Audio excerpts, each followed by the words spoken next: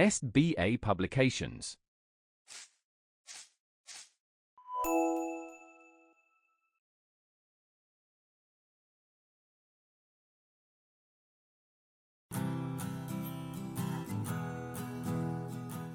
नमस्कार प्यारे बच्चों, कैसे हैं आप लोग। उम्मीद करती हूँ आप सभी लोग अपने घरों में अच्छे होंगे।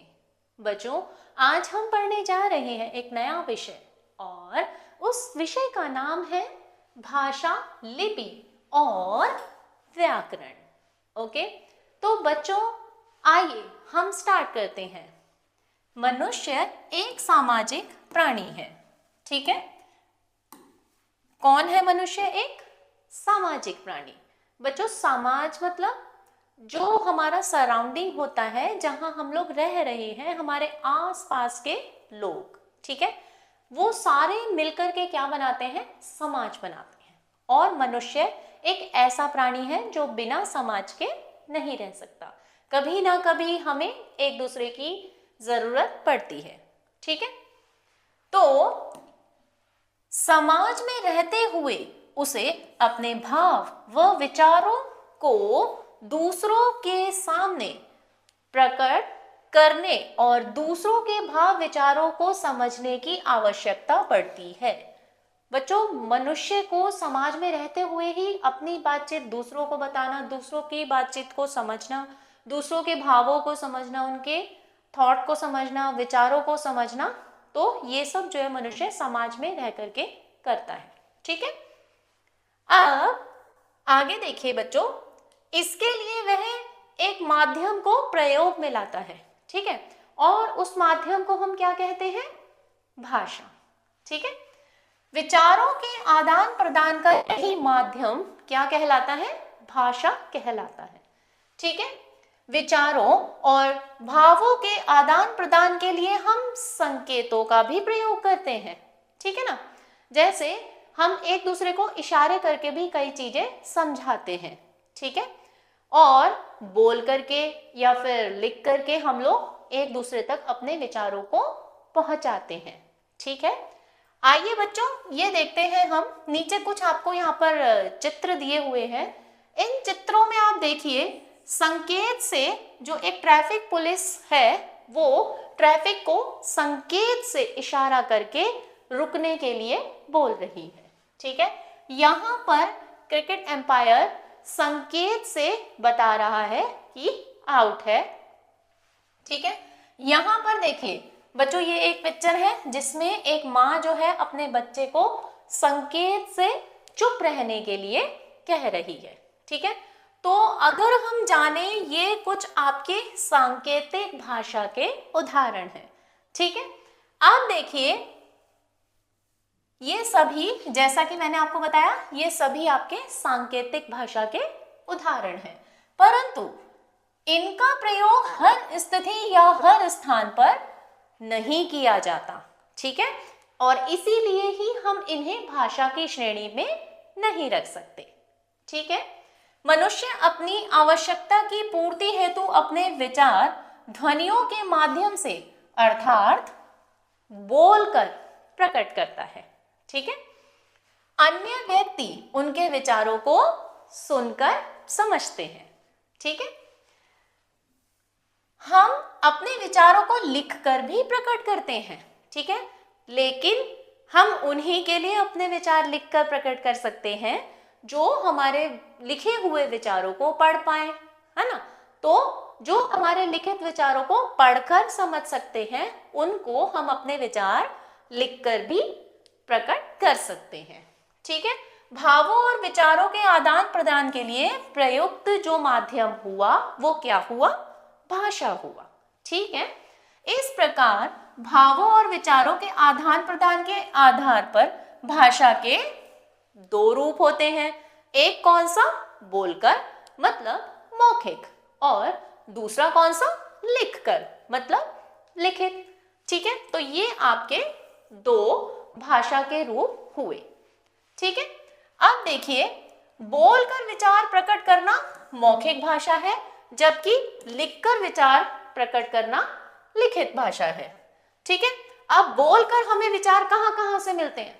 सबसे पहले टेलीविजन, रेडियो, दूरदर्शन, ठीक है, ये सारे जो है आपके मौखिक जो हमारे विचार हैं, भाषा का जो मौखिक रूप है उसके उदाहरण हैं। ठीक है, अब लिखित में बच्चों हमारे पास देखो क्या आती है, सबसे पहले हमारी किताबें, फिर उसके बाद समाचार पत्र और उसके बाद पत्र आदि। ठीक है, अब देखिए इधर भाषा का मौखिक रूप अस्थायी होता है।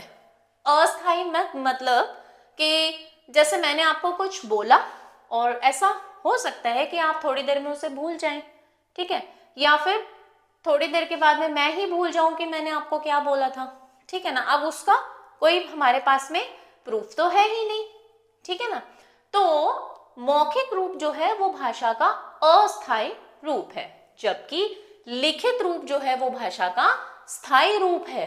ठीक है, आपने किसी को मैसेज लिख दिया, आजकल तो हम व्हाट्सएप पे मैसेज सेंड करते हैं, है ना, अब आपने किसी को मैसेज सेंड कर दिया तो आप उसको शो कर सकते हो कि देखो भाई मैंने आपको ये मैसेज सेंड किया है ना। इसी तरह से जब हम किसी को पत्र लिख देते हैं तो हमारे पास या उसके पास में प्रूफ होता है कि हमारा पत्र उस तक पहुंचा। ठीक है, तो लिखित जो भाषा है वो स्थायी रूप है और मौखिक जो है वो अस्थायी रूप है। अब देखिए भाषा का मूल रूप मौखिक या ध्वन्यात्मक है। ठीक है, ध्वनियों को लिखने के ढंग का विकास बाद में हुआ। भाषा के लिखने की विधि या ढंग को हम क्या कहते हैं, लिपि कहते हैं। क्या कहते हैं, लिपि। ठीक है, भाषा को हम किस तरीके से लिख रहे हैं उसे हम क्या कहेंगे, लिपि कहेंगे। ठीक है, अलग अलग भाषाओं की लिपियां भी अलग अलग होती हैं। ठीक है, कुछ भाषाओं की लिपि एक समान हो सकती है। यहाँ कुछ प्रमुख भाषाओं के नाम दिए गए हैं जिनकी लिपि भी दी हुई है। ठीक है, तो आइए देखते हैं कि कौन सी भाषा की कौन सी लिपि है। जैसे हिंदी को हम देवनागरी लिपि में लिखेंगे। बच्चों लिपि अगर मैं आपको एक थोड़ा सा समझाऊं, जैसे font style type, it's not basically, मतलब ऐसा बेसिकली नहीं है फॉन्ट स्टाइल, लेकिन इसमें जो है लिपि आप इस तरह से समझ सकते हैं कि भाषा को लिखने का तरीका, अगर आपको आसान तरीके से समझना है तो। इसमें है अंग्रेजी रोमन भाषा में लिखी जाएगी, गुजराती देवनागरी में, संस्कृत देवनागरी में, और इधर जो है आपकी मराठी भाषा भी देवनागरी में ही लिखी जाएगी, पंजाबी भाषा गुरुमुखी में लिखी जाएगी, अरबी भाषा अरबी में लिखी जाएगी, उर्दू फारसी में लिखी जाएगी। ठीक है, तो ये आपकी भाषाएं हैं और ये उनको लिखने का तरीका है। ठीक है, अब देखिए मातृभाषा। बच्चे मात्र आप लोगों को पता होगा कि मात्र मतलब क्या होता है, माँ। ठीक है, तो मातृभाषा का मतलब होता है, अब आप बोलेंगे कि मेरी मम्मी की लैंग्वेज, मेरी मम्मा ने तो मुझे कोई स्पेसिफिक लैंग्वेज नहीं सिखाई है, कोई विशेष लैंग्वेज विशेष भाषा तो मम्मी ने नहीं सिखाई मुझे। ठीक है, तो यहाँ पर मात्र का जो है उसका मैं आपको बताती हूँ कि वो क्या बताना चाह रहे हैं। मातृभाषा से हम जिस स्थान पर जन्म लेते हैं और जिस परिवेश में हम पलते बढ़ते हैं वहां व्यवहार में आने वाली भाषा को धीरे धीरे स्वयं बोलने और समझने लगते हैं। भाषा का यही रूप मातृभाषा कहलाता है। बच्चे देखिए, जैसे हम लोग हिंदुस्तानी हैं, हमारे घरों में छोटे छोटे बच्चे जब होते हैं, आपके घरों में अगर कभी छोटे बच्चे हुए होंगे तो धीरे धीरे जैसे वो बड़े होते जाते हैं तो आपने कभी ये सोचा है कि हमने तो इनको नहीं सिखाया कि इनको मम्मी ही बोलना है, इनको पापा ही बोलना है, और जो क्या बोलते हैं पानी है उसको पानी ही बोलना है। बच्चे कई बार अपनी भाषा में कुछ अलग अलग शब्द बना लेते हैं, लेकिन जैसे जैसे वो बड़े होते जाते हैं वैसे वैसे वो शब्दों का जो शब्दकोश आप लोग यूज कर रहे हैं, आप लोग घर में इस्तेमाल कर रहे हैं, वही शब्दकोश वो बच्चे भी इस्तेमाल करते हैं और उसी भाषा को वो अपना लेते हैं। ठीक है ना, तो कहने का मेरा मतलब ये है कि अगर कोई बच्चा बाहर देश में रह रहा है और उसके माता पिता अंग्रेजी बोल रहे हैं तो बचपन से उसने जो जो अपनी शब्दकोश में डाला, ठीक है, वही वो सीख जाएगा। ठीक है, इसी तरह से हम लोग भी हमारे घरों में जो हमारे बचपन से भाषाएं हम सुनते हैं वही हम लोग बोलते हैं। ठीक है, इसे हम कहते हैं मातृभाषा। जैसे हिंदी जो है वो हमारी मातृभाषा रहेगी अगर हम मूलतः हिंदी भाषी राज्य में रह रहे हैं तो, ठीक है। जबकि गुजरात में जन्म लेने वाले की मातृभाषा क्या होगी? गुजराती होगी, ठीक है। हिंदी और अन्य भारतीय भाषाएं, भारत क्या है? एक विशाल देश है, सभी को पता है, जिसमें अलग अलग राज्य दिए हुए हैं, ठीक है ना। तो जैसे कि इन राज्यों में रहने वाले जो लोग हैं वो भाषाएं भी अलग अलग ही बोलते हैं। जैसे हरियाणा में, उत्तर प्रदेश, मध्य प्रदेश, बिहार, झारखंड, उत्तराखंड, राजस्थान आदि राज्यों में हिंदी भाषा बोली जाती है। बच्चे देखिए, कभी कभी क्या होता है, राज्य के हिसाब से उनकी भाषाएं चेंज हो जाती हैं, बदल जाती हैं, ठीक है ना। लेकिन मूलतः वहां पे हिंदी भाषा बोली जाती है और लोग हिंदी भाषा में अपने विचारों का आदान प्रदान भी करते हैं, ठीक है ना। जबकि पंजाब में पंजाबी, बंगाल में बंगला, तमिलनाडु में तमिल, आंध्र प्रदेश में तेलुगु, कर्नाटक में कन्नड़, केरल में मलयालम और उड़ीसा में उड़िया बोली जाती है, ठीक है ना। तो ये कुछ राज्य ऐसे हैं जिनमें इन्हीं की भाषा बोली जाती है। बच्चे पंजाब में भी कई बार ऐसा होता है कि हिंदी भाषा समझी जाए, लेकिन बेसिकली अगर कोई पंजाब में ही पला बड़ा है तो वो पंजाबी ही सुनता है और फिर उसके बाद पंजाबी ही सीखता है और फिर पंजाबी ही बोलता है, ठीक है। अब है आपका राष्ट्रभाषा और राजभाषा। बच्चे देखिए, प्राय जो भाषा किसी देश के सबसे बड़े भूभाग में बोली व समझी जाती है, ठीक है ना, व्यावहारिक रूप से वही उस देश की राष्ट्रभाषा होती है, ठीक है। जैसे हम लोग हिंदुस्तानी हैं और हमारे ज्यादा से ज्यादा जितने भी राज्य हैं उनमें हिंदी भाषा बोली जाती है और हिंदी भाषा ही समझी जाती है, ठीक है ना। तो इस दृष्टि से हिंदी भारत की राष्ट्रभाषा बन सकती है, ठीक है। जैसे मैंने अभी आपको बताया कि ज्यादातर हमारे जो राज्य है उनमें हिंदी भाषा बोली जाती है और हिंदी भाषा ही समझी जाती है, तो वो हमारे ज्यादातर क्या है, हिंदी भाषा क्या हुई, हमारी जो राष्ट्रभाषा बन सकती है, ठीक है। हिंदी के अतिरिक्त संविधान में और भी कई भाषाओं को मान्यता प्राप्त है। जैसे संविधान की 8वीं अनुसूची में वर्णित इन भाषाओं की संख्या अब 18 से बढ़ाकर 22 हो गई है, ठीक है। इन भाषाओं के नाम इस प्रकार है। बच्चे देखिए, अब यहाँ पर कुछ भाषाएं दी हुई है जो हमारे क्या बोलते हैं, एक हमारी 8वीं अनुसूची में वर्णित जो भाषाएं हैं उनमें सम्मिलित की गई है, ठीक है। तो ये सारी भाषाएं मैं समझती हूँ कि आप सभी को अच्छे से लर्न कर लेनी चाहिए, याद कर लेनी चाहिए। जैसे असमिया, गुजराती, बंगला, संथाली, कश्मीरी, मलयालम, उड़िया, डोगरी, बोडो, संस्कृत, कोंकणी, मैथिली, उर्दू, तमिल, मणिपुरी, सिंधी, नेपाली, कन्नड़, तेलुगु, मराठी, हिंदी, पंजाबी, ठीक है।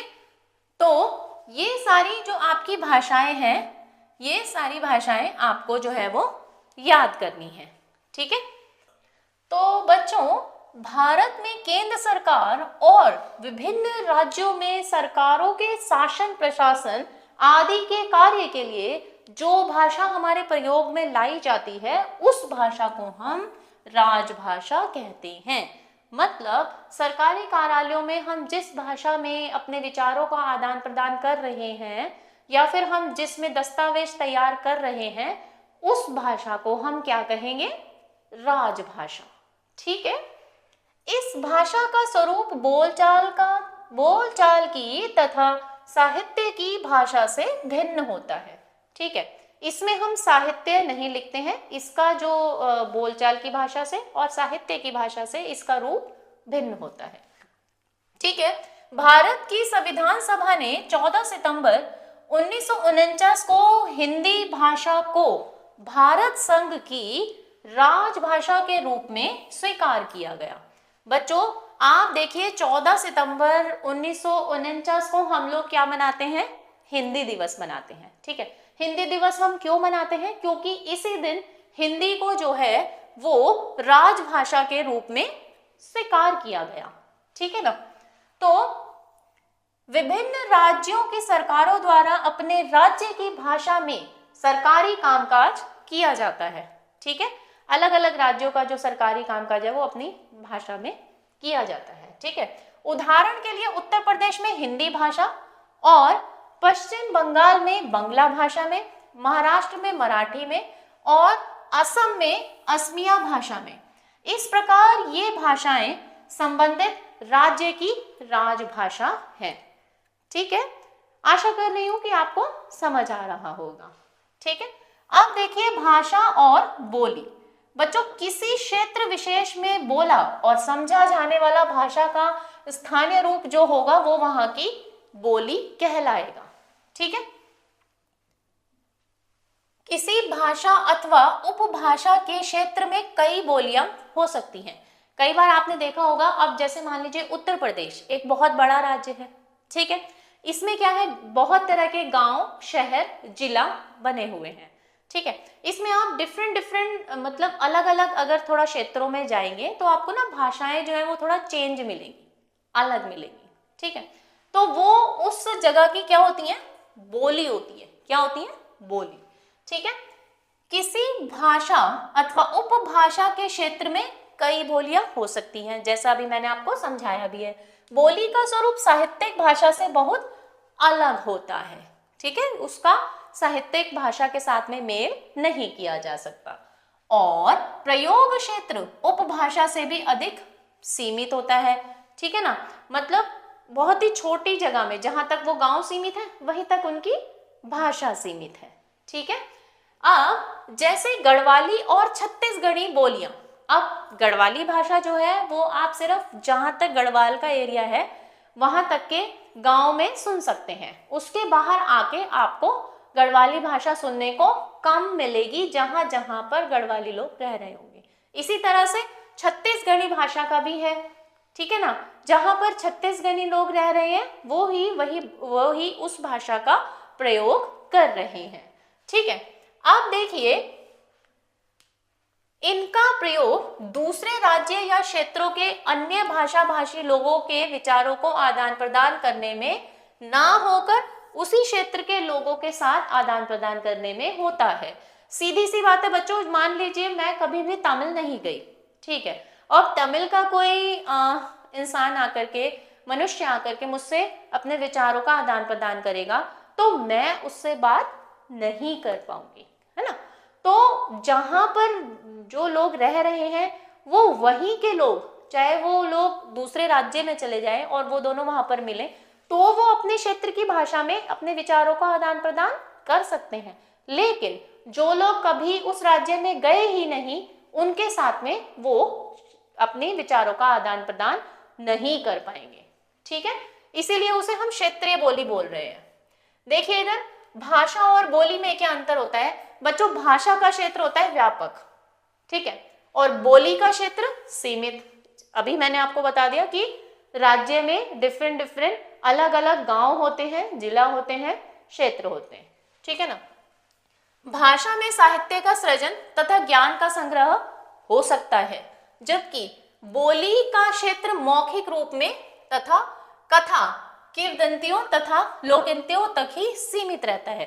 ठीक है ना, इसमें हम कोई भी बुक नहीं लिख सकते या फिर हम कोई भी साहित्य नहीं पाएंगे। अगर हमने सारे साहित्य पढ़े होंगे तो हाँ, आप लोगों को भी पता होगा, पर आप अभी बच्चे हैं, आगे आप बड़े होंगे तो हमारे पास जितने भी साहित्य हैं अगर आप उन्हें पढ़ेंगे तो आपको पता चलेगा। ठीक है ना, कि बोली में हम साहित्य नहीं लिख सकते। ठीक है, तो ये है आपका जो भी है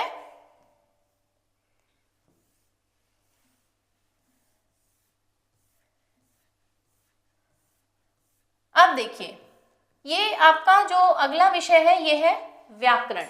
बच्चों, व्याकरण होता है भाषा को सही रूप से क्या बोलते हैं लिखना और उसको उसके अंदर जो है ठीक प्रकार से कॉमा, विराम चिन्ह इनका इस्तेमाल करना।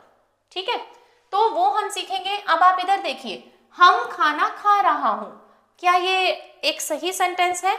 नहीं, ये एक सही वाक्य नहीं है।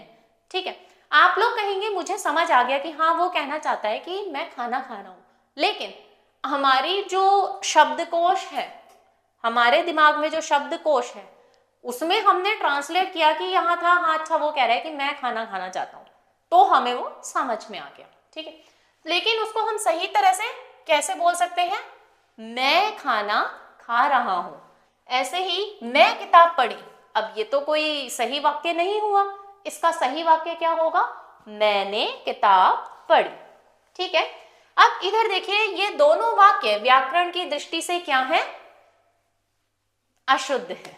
ठीक है, पहले वाक्य में कर्ता बहुवचन है, अतः शुद्ध वाक्य होगा हम खाना खा रहे हैं।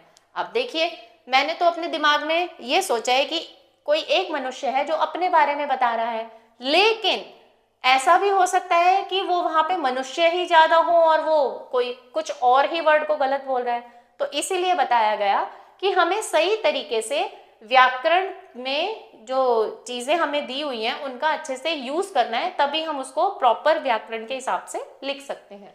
ठीक है, जैसे इन्होंने हमें बताया कि वाक्य में कर्ता बहुवचन है, मतलब हम कौन है? कर्ता, और वो है बहुवचन। तो उसके अनुसार हम लास्ट में जो है वो चेंज करेंगे, यहाँ पर हम बदलेंगे खाना खा रहे हैं। दूसरे वाक्य में पढ़ना एक सकर्मक क्रिया है। हिंदी में सकर्मक क्रिया वाले भूतकाल के वाक्यों में कर्ता के साथ ने का प्रयोग होता है, अतः इसका शुद्ध रूप होगा मैंने किताब पढ़ी।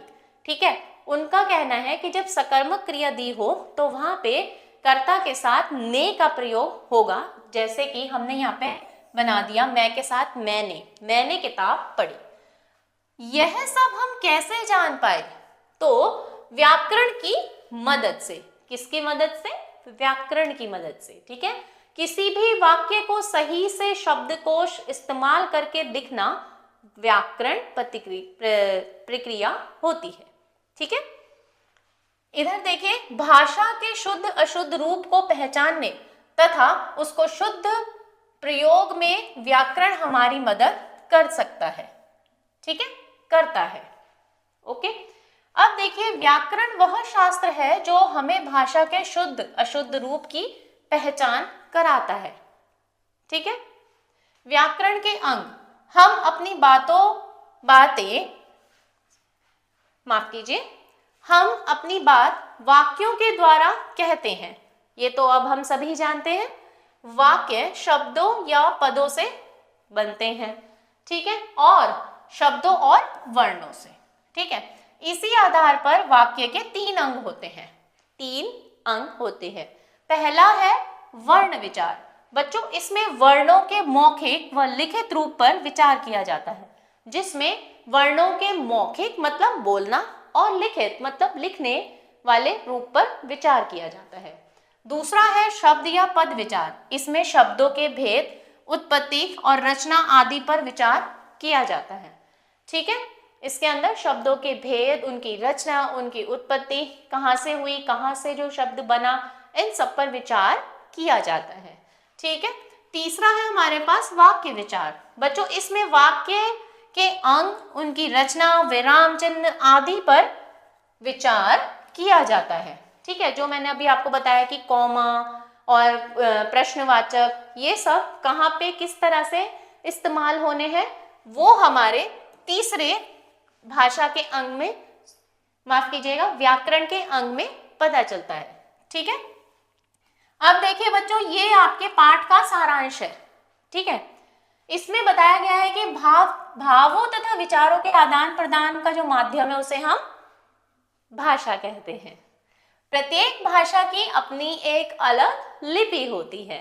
ठीक है, हिंदी के साथ साथ भारत की अन्य कई भाषाएं देवनागरी लिपि में लिखी जाती हैं। अगर आपको याद नहीं है तो आप वीडियो को एक बार दोबारा से देखिए, आपको पता चलेगा। अभी इसमें हिंदी भारत की राजभाषा है। ठीक है, भारतीय संविधान के अनुसार हिंदी को 14 सितंबर 1949 को राजभाषा के रूप में मान्यता दी गई। ठीक है ना, मान्यता प्रदान की गई। इसलिए 14 सितंबर को प्रतिवर्ष हम क्या मनाते हैं? हिंदी दिवस। ठीक है, भारतीय संविधान में 22 भाषाओं को मान्यता प्रदान की गई है। ठीक है, व्याकरण के 3 अंग हैं, वर्ण विचार, शब्द या पद विचार और वाक्य विचार। ठीक है, ये आपके 3 अंग हैं। ठीक है, अब देखिए इधर भाषा का क्षेत्र व्यापक है। ठीक है, जबकि बोली का क्षेत्र सीमित है। ठीक है, आशा करती हूँ बच्चों आपको आज का जो भी यहाँ का जो भी विषय है अच्छे से समझ आया होगा। ठीक है, तो आप लोग इसी तरह से हमारे साथ बने रहिए। आज के लिए इतना ही, धन्यवाद।